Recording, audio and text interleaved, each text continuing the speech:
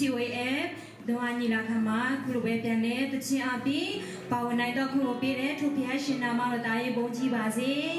အခုကျွန်မဒီဆိုမဲ့တခြင်းကတော့ဘုရားသခင်ပေးတဲ့ကျွန်တော်တို့ဘုရားသခင်ယေရှုခရစ်အားဖြင့်ကျွန်တော်တို့ယုံကြည်သူဖြစ်လာပြီဆိုလို့ရှိရင်ဘုရားသခင်ပေးတဲ့ကျွန်တော်တို့ချစ်ချင်းမြတ်တာအပြင်ကျွန်တော်တို့ယုံကြည်သူရောက်စီတဲ့အသက်တာမှာတရားနဲ့တရားသူရဲ့မြတ်တာအပြင်တရားနဲ့တရားအပြင်ဖြစ်စေရမယ်။ညဝပေးရမယ်ဆိုတဲ့တခြင်းအပြင်ကျွန်မအကုန်လုံးချင်မွေးချင်ပါတယ်။gospel song